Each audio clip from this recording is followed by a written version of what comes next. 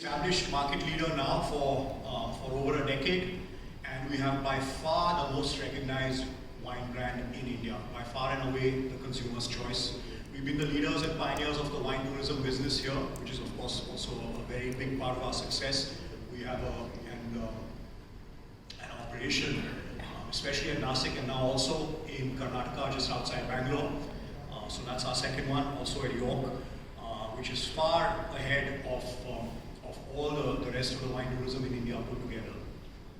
We are the largest wine producer by quite some margin, and we have the biggest portfolio, and we have a very wide portfolio across all kinds of wines and also across all price points. So in Maharashtra, for example, our cheapest wine starts at 270 rupees and goes all the way up to around just below 2,000 rupees. So it's quite a wide range, and we are the market leaders in all those segments, that is elite, premium, economy, and popular. Sula is the market leader across the country in all segments.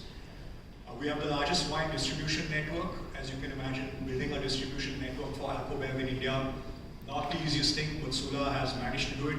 And as Jaya was saying, we're in 25 states today, and hoping to even open one or two more soon.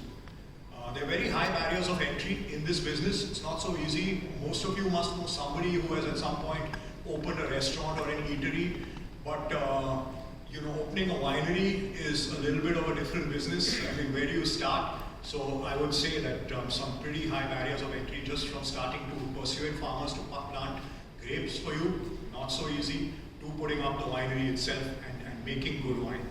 So we have a secured supply of raw material. We typically have 12 to 15-year contracts with our grape growers.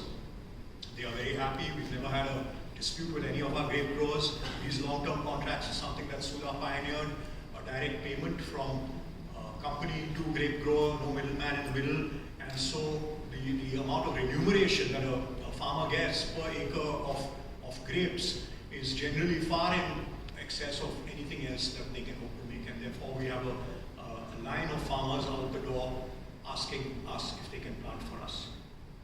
We had a very early adoption and focus on sustainability, and today that's really paying rich dividends. We have been the category creator, and this just shows a little bit of the market share with over 50% market share, and we're winning lots of international awards just in the last couple of years. So we continue to win more and more awards. I want to call our attention to the first one there, our Brut Tropical. For the first time, an Indian wine won a gold medal at the International Wine Challenge just this year in 2022, something that we're very proud of and I believe a harbinger of things to come. We are by far the leading wine brand in India, and we do wine tasting sessions across the country. In FY22, 85,000. As I said, this year it's looking like over 1 lakh of tastings. Across the country, we're the most available wine by far. Anywhere that you have a bottle of wine sold, you will probably find at least one bottle of Sula available there. We are among the top 10 most followed vineyards in the world on Instagram, and that's quite a feat. These are very well-known global brands that dominate this table.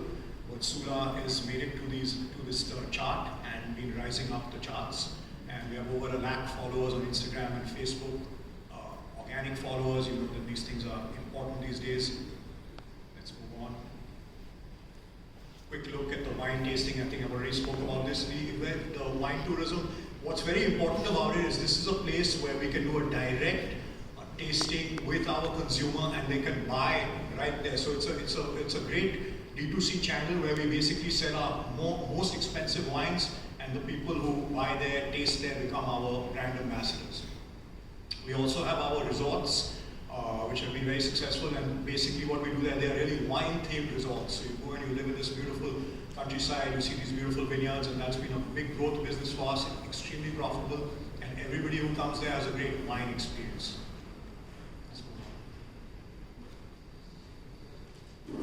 As I said, we are the leaders across all the categories. The Indian wine market is categorized into elite, premium, economy, and popular. Elite being around 1,000 rupees plus, and that's really where we dominate. Today, we are by far and away the market leader in elite, the market leader in premium, also economy and popular. Of course, there tend to be a lot of wineries who also have products in the popular range, so that's not something that we are as focused on right now and for the future. And we have a plethora of brands available at every price point, thus filling up the shop shelves